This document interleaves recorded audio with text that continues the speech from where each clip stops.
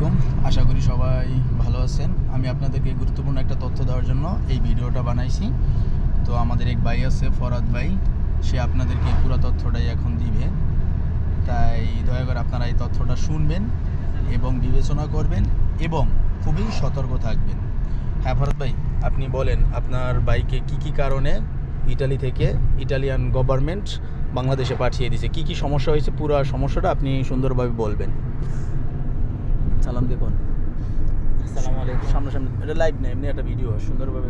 কেমন আছেন সবাই? আশা করি ভালো আছেন। আমার 20-25 দিন আগে আমার এক চাচাতো ভাইকে ইটালি থেকে নাপোলি একটা কোস্তুরা থেকে বাংলাদেশে ডিপোর্ট করে পাঠাই দিছে। তো ওনার সাথে কি হয়েছে আমি যতটুকু জানতে পারছি আপনাদের কাছে সংক্ষিপ্তের ভিতরে কথাগুলো তুলে ধরতেছি। উনি বাংলাদেশ থেকে 6 মাস আগে মেবি ক্রোয়েশিয়া ভিসা করে আসছিল। In 400 meters at the roundabout, take the second exit onto SAS এসে 16. উনি চিন্তা করছে অন্য একটা দেশে চলে যাবে। তো তখন সে ক্রোয়েশিয়া থেকে প্ল্যান করছে ইটালি আসবে। তো ক্রোয়েশিয়াতে যেদিন আসছে এর 3 দিনের মাথায় ইটালিতে চলে আসছে। ইটালিতে আসার পরে নাপোলি শহরে এলাকার কিছু ভাই বেড়াদার থাকে, ওইখানে একটা ওনাদের বাসায় উঠছে। ওইখানে কিছুদিন থাকার পরে, যেহেতু নতুন আসছে, কোনো ডকুমেন্ট নাই, কোনো কাগজপত্র নাই, আর ওনার ভিসা ছিল ক্রোয়েশিয়ার। তো উনি আইসা দেখছে ওনার পাসপোর্টের ভিতরে একটা নাম। তো উনি চিন্তা করছে যে নাম অ্যাড করে কাগজপত্র ঠিক করে দেন এখানে আজিলো করবে, কেস করবে, আর পাশাপাশি কাম করতে থাকবে।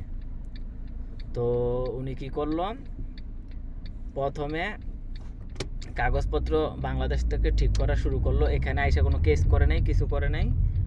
ওইখানে যে বাংলাদেশি কিছু ভাইদের সাথে থাকতো, ওনারা যেখানে কাজকাম করে, তো নাপোলিতে বহুত আমগো বাংলাদেশি অনেক বিজনেসম্যান আছে যারা এখানে ব্যবসা ট্যাবসা করে। তো এরকম একটা বাংলাদেশি একটা ফ্যাক্টরিতে উনি জব নেয়।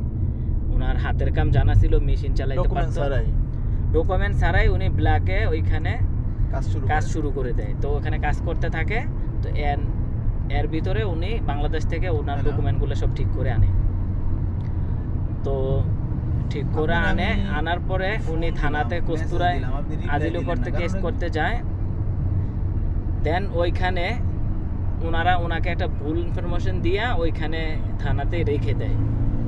তো কিছু বাংলাদেশি ভাই একসাথে যায়, যে আজিলো করার জন্য ওনাকে হেল্প